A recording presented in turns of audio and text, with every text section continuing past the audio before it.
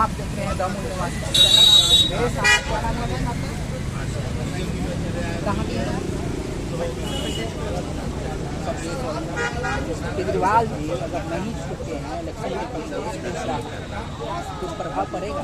देखिए अभी तो प्रक्रिया न्यायालय में चल रही है, लेकिन इसका जो पूरा कहानी जो रचा गया जो इस प्रक्रिया का जो आप टाइमिंग देखिए, तो टाइमिंग अगर आप देखेंगे तो समन पे समन के बाद अगर अचानक से रात के अंधेरे में एक सिटिंग सीएम को आप उनके आवाज से अगर ईडी इस तरह से गिरफ्तार करके ले जाती है, वो भी विदाउट एनी प्रूफ, जस्ट एक अप्रूवर के कहने पे, जिस अप्रूवर ने ऑलरेडी 10 बयान दिए थे जिसमें उनका नाम नहीं था, और 11वें बयान पे अगर उनका नाम आता है, जबकि उनके फैमिली में और भी लोग जैसे उनके बेटे को अरेस्ट कर लिया गया था ईडी के द्वारा, और सारी जो भी मीडिया में आपने देखा होगा कि हमने ऑलरेडी खुलासे हमारे लीडर्स ने किए, जिस तरह से 55 करोड़ का ईडी के जो लोग इसमें ईडी के द्वारा गिरफ्तार किए गए थे, अप्रूवर बनाए गए,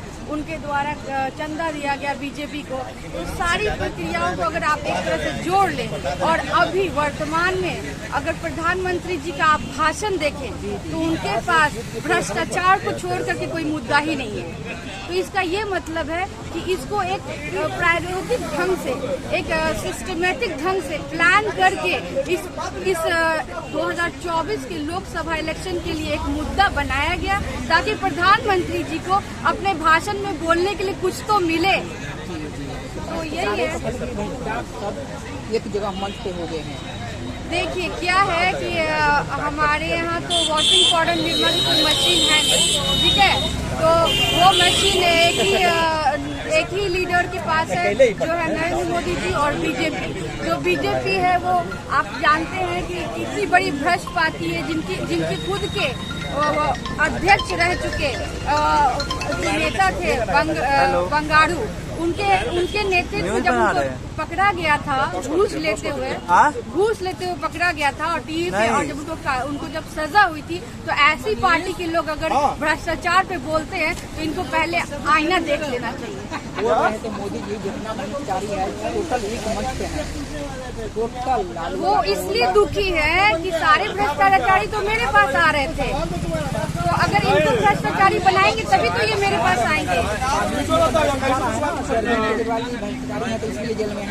देखिए पब्लिक में ये मैसेज जा रहा है कि 2024 लोकसभा चुनाव से पहले अगर देश के इतने ईमानदार और काम करने वाले मुख्यमंत्री को अंदर डाला गया है, वो भी इस मंशा से कि सिर्फ चुनावी भाषणों में इसका प्रचार और इसको भुनाया जा सके, तो जनता अनपढ़ और अनभिज्ञ नहीं है, सब चीज जान रही और देख रही, और जवाब समय आने पे दे दिया जाएगा। जनता तो उनके पक्ष में है, बोलते हैं कि 400 प्लस है, जैसे 31 करोड़ आदमी के राशन पानी देते हैं। आप ये बताइए कि आपके खाते में अगर 400 रुपए होंगे, ठीक है, तो आप कभी बोलेंगे कि मुझे 400 चाहिए?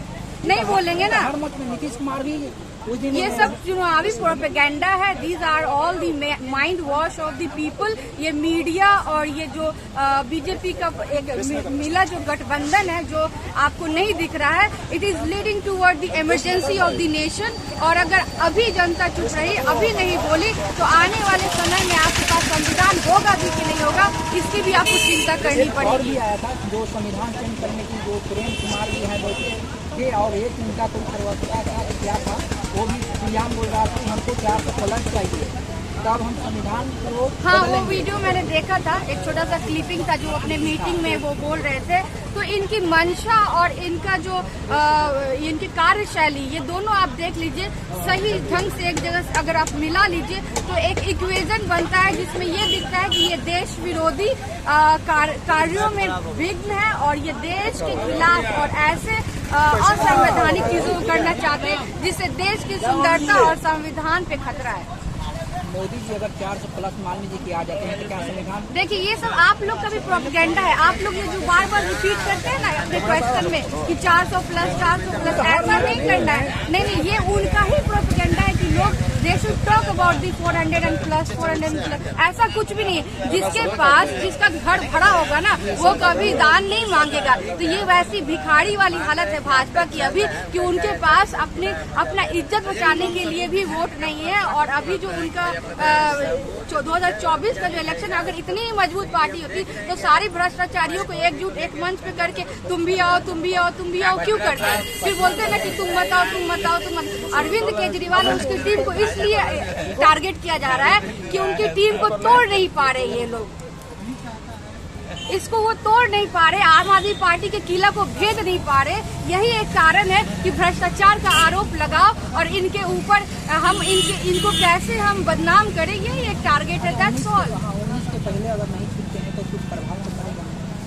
कुछ प्रभाव नहीं पड़ेगा। आपने देखा किस प्रकार से माननीय सर्वोच्च न्यायालय ने माननीय हमारे राज्यसभा सांसद संजय सिंह के मामले में एक पहल की और उनको जब ईडी को जब उन्होंने कड़े शब्दों में ये कहा कि आपको ये डिस्क्लोज करना पड़ेगा कि क्या कारण है और there is the money trail, और नहीं करेंगे तो मैं अभी आपके इसमें कुछ स्ट्रांग ऑर्डर दूंगा। और जब ऐसा कहा सुप्रीम कोर्ट ने तब जाकर के ईडी की घिग्गी बंद गई और उन्होंने इस बेल को अपोज नहीं किया। That is the only matter, bail को अपोज नहीं किया। तो ये आने वाले समय में आप देखेंगे इनके पास कुछ प्रूफ ही नहीं है, इनके पास कुछ मनी ट्रेल ही नहीं है, तो ये मुकदमा बनता ही नहीं है। और आने वाले टाइम में आप देखेंगे कि ये सब एकदम बिना किसी चार्जेस के रिलीज होंगे।